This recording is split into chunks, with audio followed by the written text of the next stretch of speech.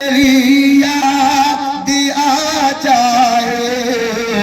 جو میری یاد آ جائے، کوئی جلسہ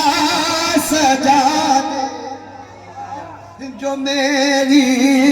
یاد آ جائے، کوئی جلسہ سجا دینا، چلا میں چھوڑ کر دنیا، گلے شکوے بھلا دینا۔ شکریہ حضرات، بڑی محبتوں سے آپ نے نوازا ہے، اللہ تعالیٰ اسے قبول فرمائے۔ آپ دیکھیں ہمارے اسٹیج پہ آج کی تاریخ میں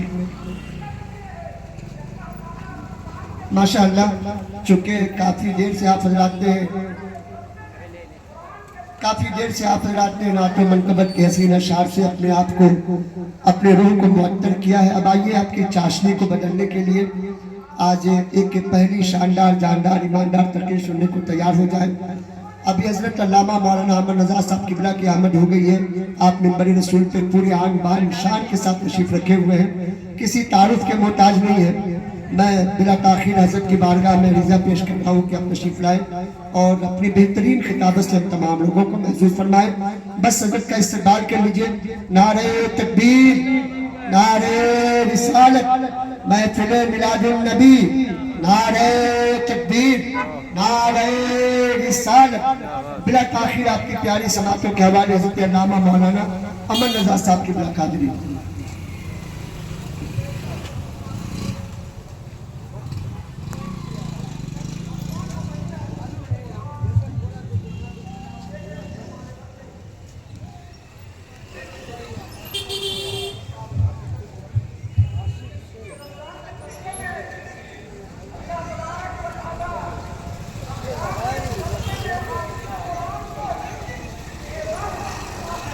منبر پاک پر جلوہ افروز شورائے ذویل احترام و حفاظ کرام، معزز و محتشم سامعین کرام، میرے اسلامی رشتوں کے اعتبار سے میری ماں اور بہنیں، السلام علیکم ورحمۃ اللہ تعالی وبرکاتہ۔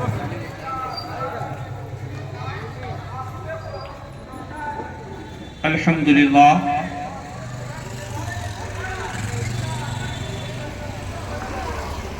الحمدللہ الذی فضل سید العالمین جمیعا وقامہ یوم القیامت للمذنبین المتلوثین الخطائین الہالکین شفیعا۔ اما بعد، اعوذ باللہ من الشیطان الرجیم، بسم اللہ الرحمن الرحیم۔ کل نفس ذائقۃ الموت، وقال النبی صلی اللہ تعالی علیہ وسلم، قال رسول اللہ صلی اللہ تعالی علیہ وسلم، من مات حب آل محمد فہو دخل الجنہ۔ آمنت باللہ صدق اللہ العظیم وصدق رسولہ النبی الامین المبین الکریم، والحمدللہ رب العالمین، آمین بجاہ سید المرسلین۔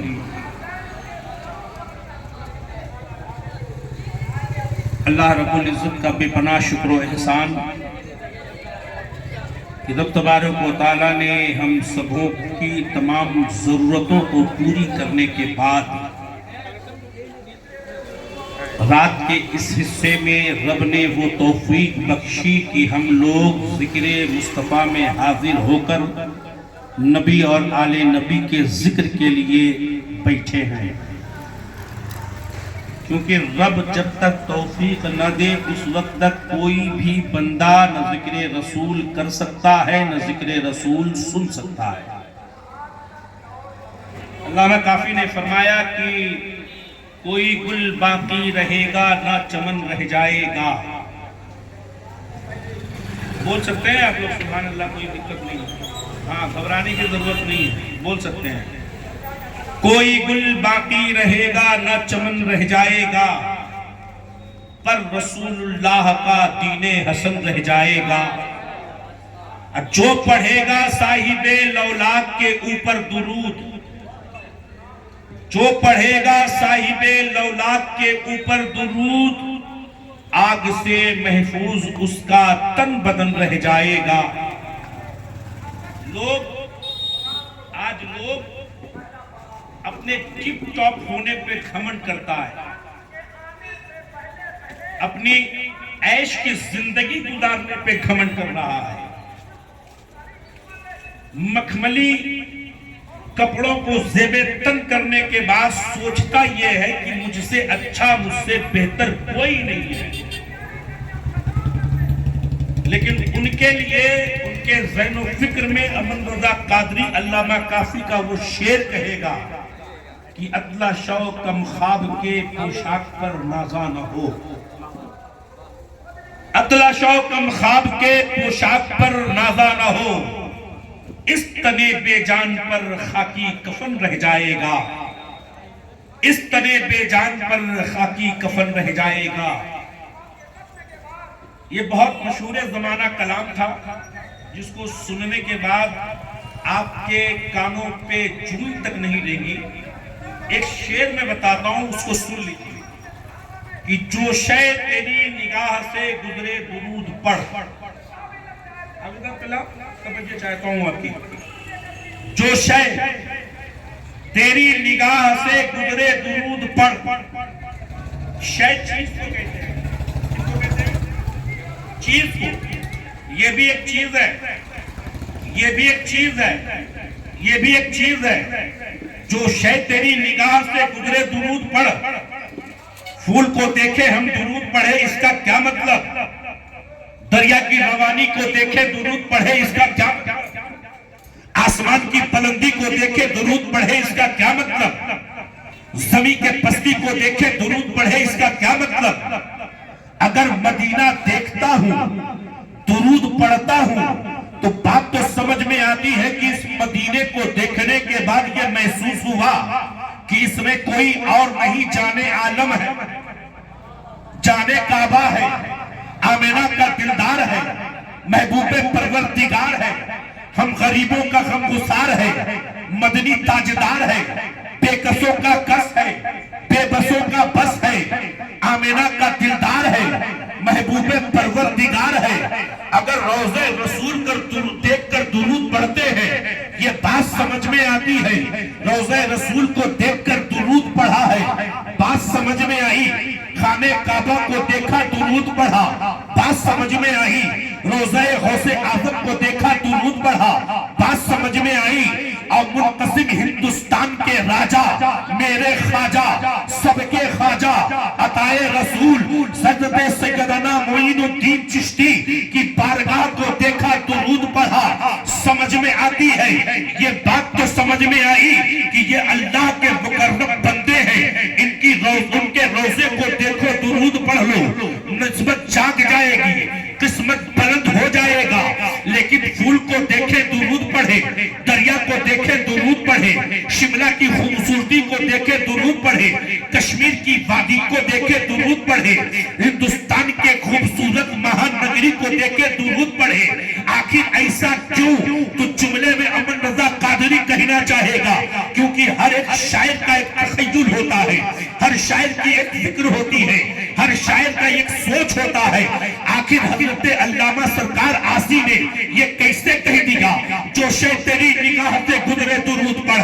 آخر یہ کہنے کی وجہ کیا تھی؟ تو آپ نے بتایا دوسرے مصرے میں، ہر جزو کل ہے مظہر انوار مصطفیٰ، اس لیے پڑھ کیونکہ زمین بنی ہے مصطفیٰ کے صدقے میں، آسمان بنا ہے مصطفیٰ کے صدقے میں، دریا کو روانی ملی مصطفیٰ کے صدقے میں، پھولوں کو خوشبو ملی مصطفیٰ کے صدقے میں، تاروں کا چمک ملا مصطفیٰ کے صدقے میں، سورج سورج کی روشنی ملی مصطفیٰ کے صدقے میں، چاند کو چاندنی ملی مصطفیٰ کے صدقے میں، زمین کو پستی ملی مصطفیٰ کے صدقے میں، یہ برگ و ثمر نبی کے صدقے میں، خشک و تر نبی کے صدقے میں، بحر و بر نبی کے صدقے میں، مشرق و مغرب نبی کے صدقے میں، شمال و جنوب نبی کے صدقے میں،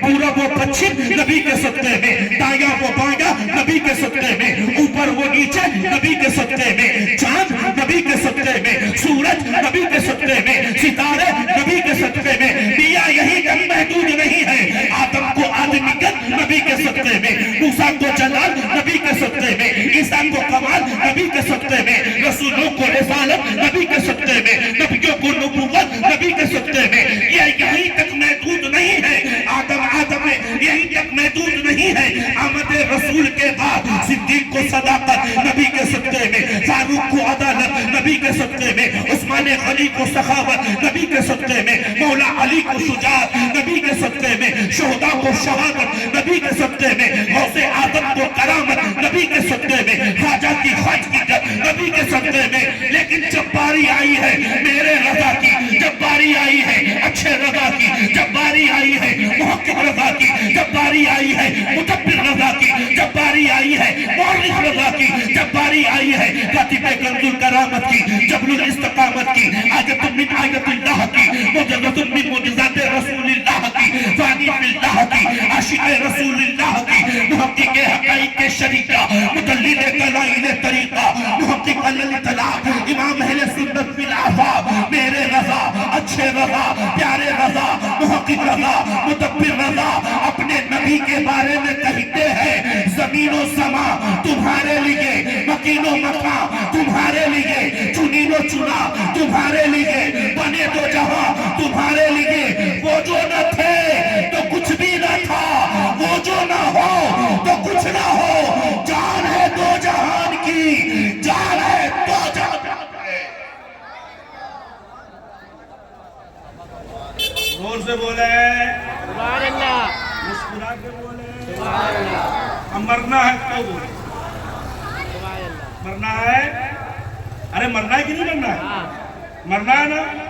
مسکرا کے بول رہے ہیں۔ سبحان اللہ، میں تو مرنے پہ فخر کرتا ہوں میاں، کیوں کرتا ہوں جانتے ہو؟ اس لیے کرتا ہوں، میرے قبر کی رات کیا رات ہوگی کہ جب ان سے پہلی ملاقات ہوگی، نکیرے مرقد میں آتے ہو وہاں ہوں گے آقا، کیا بات ہوگی۔ درود شریف محبت کے ساتھ، اطمینان کے ساتھ، صدق دل سے پڑھے، اللہم صلی علیہ۔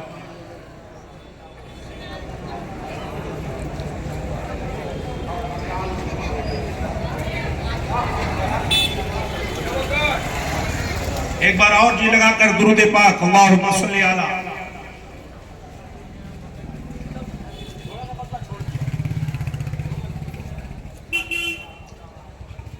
میں تقریر نہیں کر رہا ہوں آپ لوگوں سے، عرضہ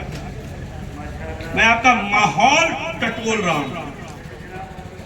آپ سننا کیا چاہتے ہیں، کیونکہ میرے بعد جو ہے نا ہمارے امام آنے والے ہیں۔ اللہ اکبر، یا رسول اللہ، حضرت حضرت علامہ مولانا الحاج اکبر حسین مصباحی صاحب قبلہ خطیب و امام مدینہ مسجد، انشاءاللہ وہ تشریف لائیں گے۔ تھوڑی دیر کی گفتگو میں اور چاہتا ہوں کہ آپ کے سماعتوں تک پہنچاؤں۔ سننا ہے آپ لوگ؟ ارے سنیں گے آپ لوگ؟ گھبرائیے گا نہیں، ایک دم شرمانے کی ضرورت نہیں ہے، گھبرانے کی تو بالکل ضرورت نہیں ہے، کیونکہ خاک ہو جائے عدو جل کر مگر ہم تو رضا، خاک ہو جائے عدو جل کر مگر ہم تو رضا، دم میں جب تک دم ہے ذکر ان کا سناتے جائیں گے، دم میں جب تک دم ہے ذکر ان کا سناتے جائیں گے۔ ایک بات سنیے، صرف ایک بات سنیے، مولانا عبداللہ قاری صاحب ایک بات کہتا ہوں سنیے،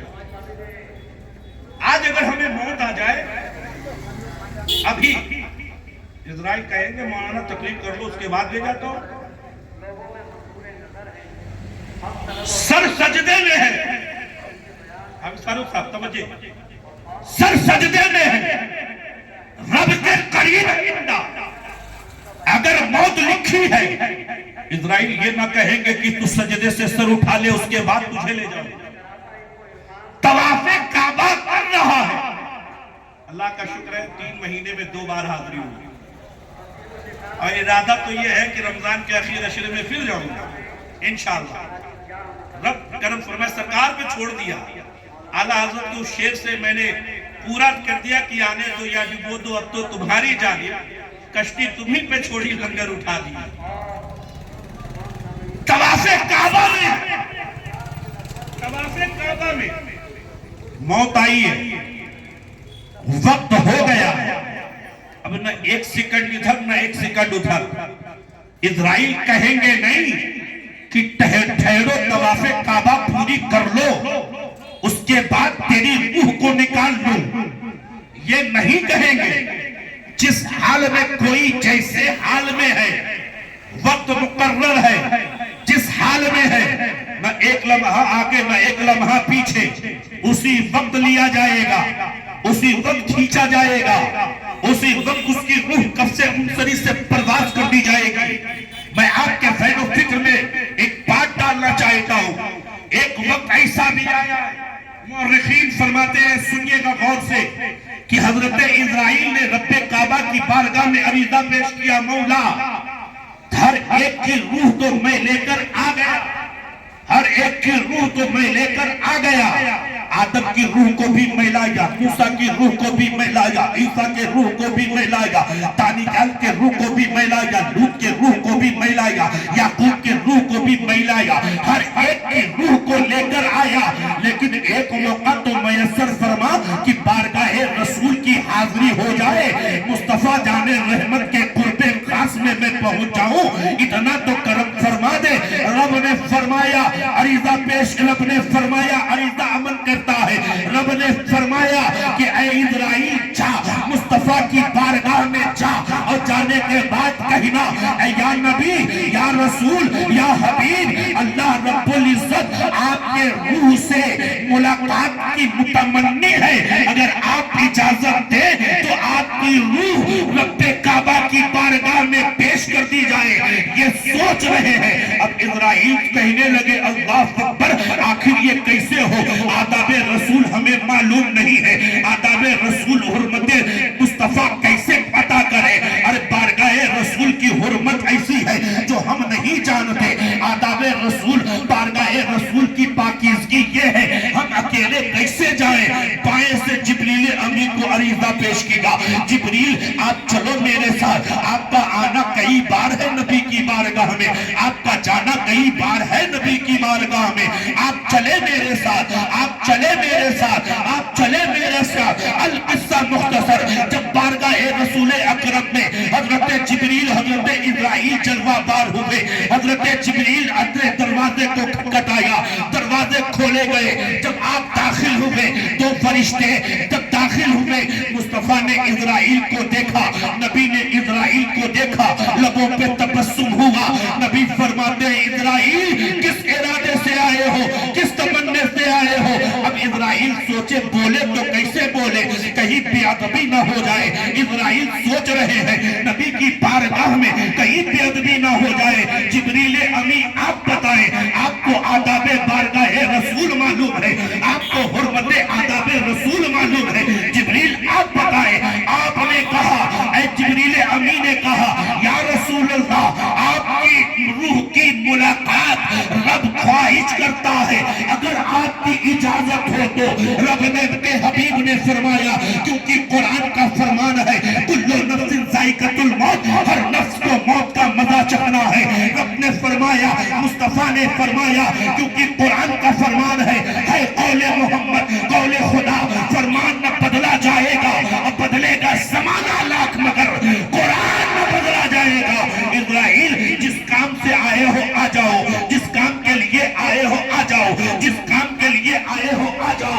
اسرائیل سے مصطفیٰ نے فرمایا ٹھہر اسرائیل، آخر یہ بتا روح نکالنے میں تکلیف ہوتی ہے، روح نکالنے میں دقت ہوتی ہے، روح نکالنے میں مصیبت ہوتی ہے؟ مورخین لکھتے ہیں حضرت اسرائیل نے کہا یا رسول اللہ، یا حبیب اللہ، یا نبی اللہ، روح نکالنے میں اتنی تکلیف ہوتی ہے، اتنی تکلیف ہوتی ہے کہ کوئی زندہ بکری ہو اور زندہ بکری کے جسم سے کھال کو نوچا جائے، جتنی تکلیف وہ محسوس کرے اس سے کئی زیادہ روح نکالنے میں آج لوگ مرنے بہت آسان سمجھ بیٹھے۔ نبی نے فرمایا اسرائیل جا رب کی بارگاہ میں، جا رب کی بارگاہ میں عریضہ پیش کر دینا رب کی بارگاہ میں، اے رب کعبہ تیرا محبوب نے کہا ہے کہ میرے جتنی امتی ہیں، توجہ دیجیے گا، جتنے امتی ہیں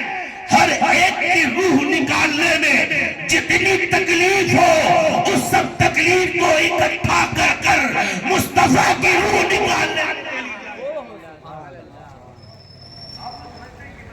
اسرائیل آئے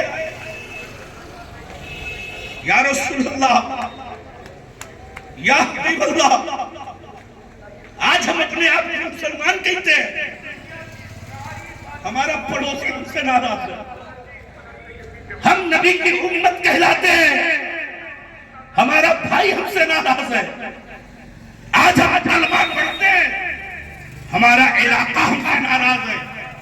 کیوں؟ جب میرا حبیب مجھ گنہگار کے لیے، مجھ جیسے خطا کاروں کے لیے ہر ستم برداشت کرے، ہر دکھ برداشت کرے، ہر مصیبت برداشت کرے، ہر تکلیف برداشت کرے۔ ارے میاں آج تو ہمارے دسترخوان پر نہ جانے کتنے بیوہ ساتھ موجود ہوتے ہیں، اشیاء قسم قسم کے اشیاء موجود ہوتی ہیں، لیکن کیا تم نے نہیں دیکھا میرے نبی نے اپنے شکم پاک پر تو